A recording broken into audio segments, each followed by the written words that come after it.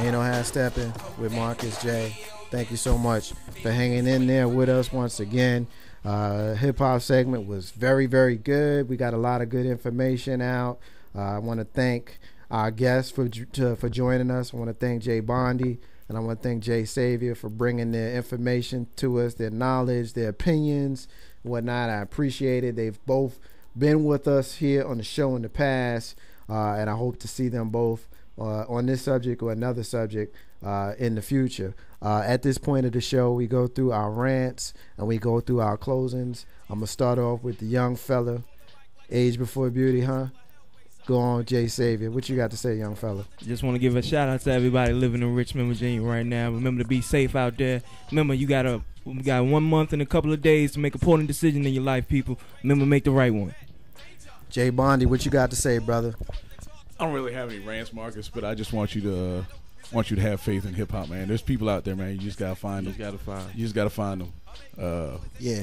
Some of them, they don't release stuff too often, but I'll give you a couple, man. Technique, obviously. I'm gonna tell you that to the day I die. Yeah, I know you unless something crazy happens. You ain't heard him yet? Huh? You ain't heard of more of the technique? I don't know. No, I mean, I just don't even really take the time. I'll be honest with you, ever since I grew out of hip-hop in the early 2000s, I just started listening to a lot of, like a lot of rock music, a lot of blues. I spent a lot of time listening to blues, like Bobby Blue Bland and B.B. King and Jimmy Walker and stuff like that. A little bit. A lot of that kind of stuff. So, Grizzy, what you got to say? What's up with the gripes? Hey, you know what? Since we're talking about hip hop, I'm noticing, and I've been watching at least off of the internet, that something coming up. They got rap battle leagues now, and you know what? If there was any point or anything that would take rap back to its purest form, back to I wouldn't even say to the streets or to the hood, but where you can be able to freestyle and be creative. I saw a couple rap battles. There's this dude in Canada that got into it with Cannabis. Y'all remember Cannabis? Yeah, he was a nice battle rapper. Too right, bad he ran up on a bad one with LL. Yeah, he ran up on a second bad one up in Canada. Some Canadian dude. I'm gonna disagree with that LL, man. I think he crushed LL. Just saying. I would disagree. But then it's a whole bunch of rap battles that I catch just trolling through YouTube or whatever. So. Yeah, I troll on the internet, Kim K and all, but I just think hip hop still is not, hip hop's never gonna die. It's up to us as the consumers of I don't like to separate it, but real hip hop, because the corporations can take it over any way they want to. But if we still support the artists that we still love or like to hear, they'll put out an album every once in a while. Q put out an album once every 10 years. You never know. Eric B might and Raquel might put out one. Q just put out one 2 years ago. As though they broke up, it's gonna be hard for them to do that. It was horrible. Oh yeah, you can see, but they got to get the production value. All right. How about Positive K? Positive K put out an album yet, man? Nah. One hit wonder. Kwame, because he got a man. Nas Life is Good is in stores right now. All right, really? And it's not nearly as good as I hoped it would be. Carlton Banks, it's not unusual, brother. You know what? I'm going to tell you this much. This is the month of October. Ladies, please get the girls checked out. What the hell? Dude, it's National Breast Cancer Month. What the heck is your problem? I said get the girls checked out. Dude, calm it down. Get the tatas checked out. We love them. You love them. We like doing all kinds of things with them, but make sure you get them checked out, okay? Shout out to Mrs. Banks for being a 5+ year survivor of breast cancer. So, on that note, again, I like to say, ladies, make sure you do get them checked out. This only takes a 5-minute exam. Get your mammograms. I know it hurts. I apologize. I ain't make the machinery, but make sure you get the girls checked out. I appreciate that.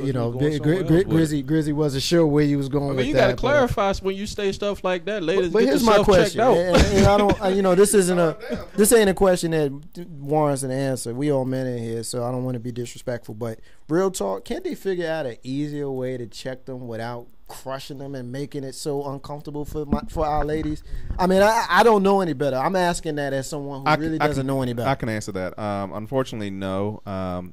There's so much tissue around some of the cancerous cells that you won't be able to find. So that really is the only way. There's the only way, other than the self-exam, which Mrs. Banks found out through. She was able to find the lump that way. I don't mind helping with that though. But right, but you got to know what to feel for well, in that same aspect. So we can feel together. yeah, Big Rube, it's time for the smash. You better get Yeah, Big Rube, it's time for the smash, brother. Big Rube, smash. Don't got a lot to talk about today. You know, I think everybody can agree with me. Sometimes you can't add, you put the decimal point in the wrong spot, and sometimes 1 minus 3 equals something else. But you know, at least I don't work for the VA, because the VA decided, $763,000 of money that's for veterans has been misappropriated, whether it be gifts or I guess massages or helicopter rides, stuff like that. So I guess I need to get this straight. The VA just said, we're gonna take $763,000 and just do what we want to do with it, instead of giving it to the veterans who need it, who served the country and all that. That's crazy. It's crazy. And then one person resigned and the other two were put on administrative leave. Hold on, man. If I stole $10,000 from somewhere, I would be in jail. They stole $763,000 and they just get administrative leave? What in the hell is wrong with that? I really think that the time needs to fit the crime. And if we don't start with our government and the people who work in our government, then why should Joe Blow walking down the street get jail time for doing the same thing at a lesser value? I'm all for freedom. I'm all for all that. I'm also there for fairness.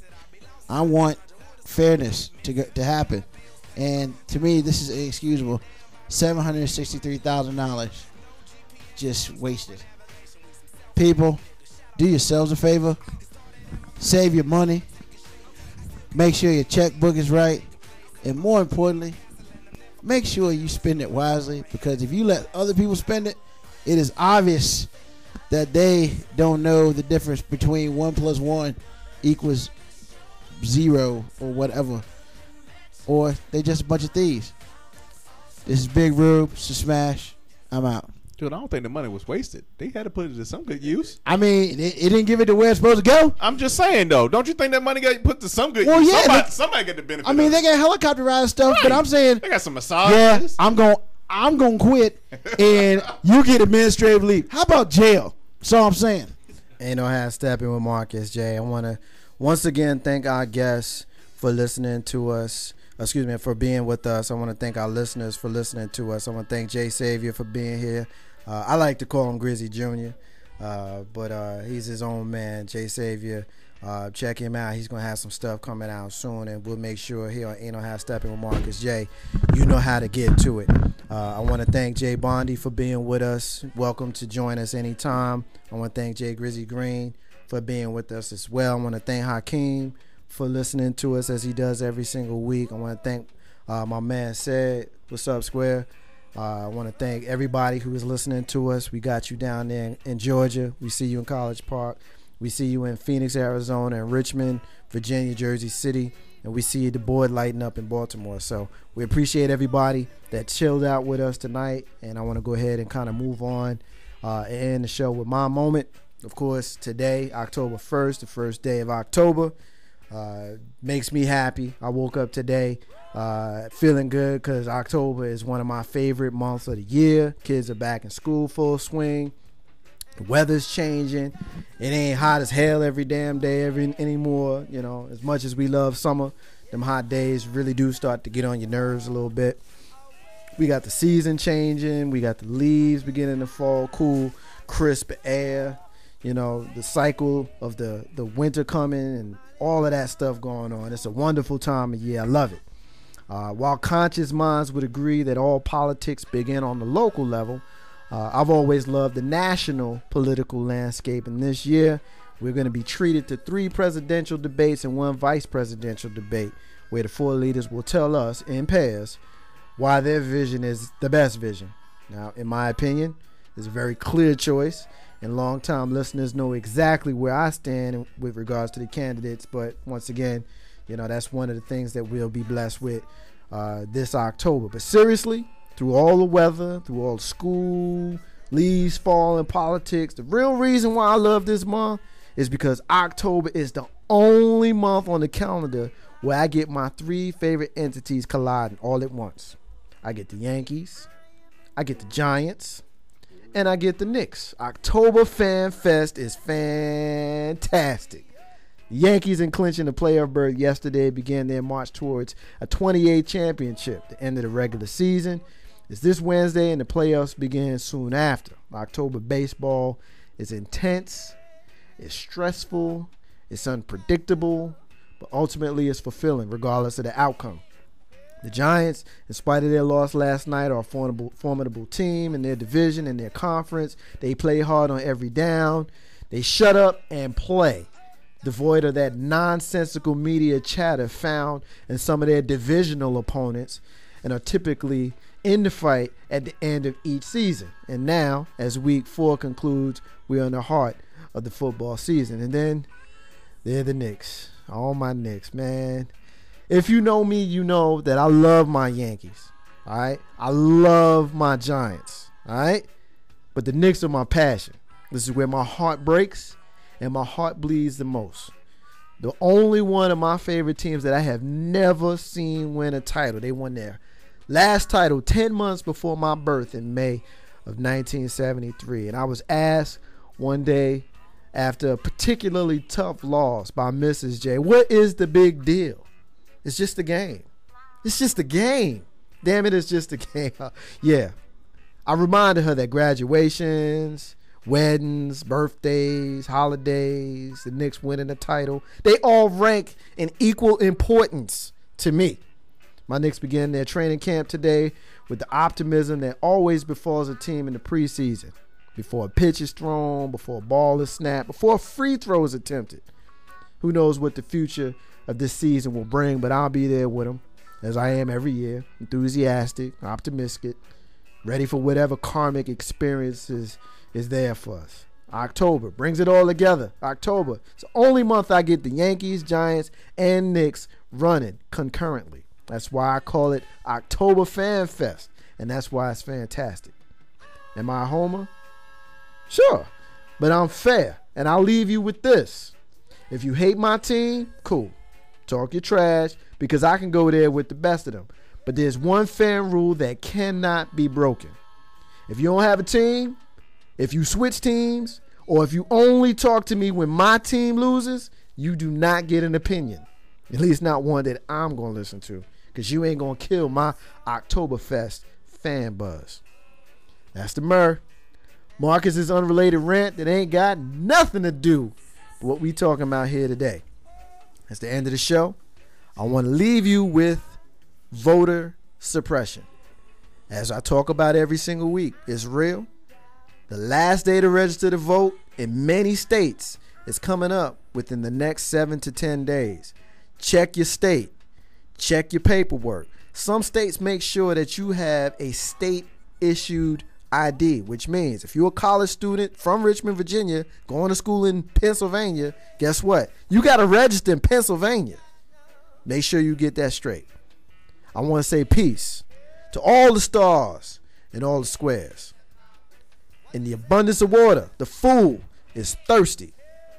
Ain't no half stepping Marcus J. We'll be back next week. Peace.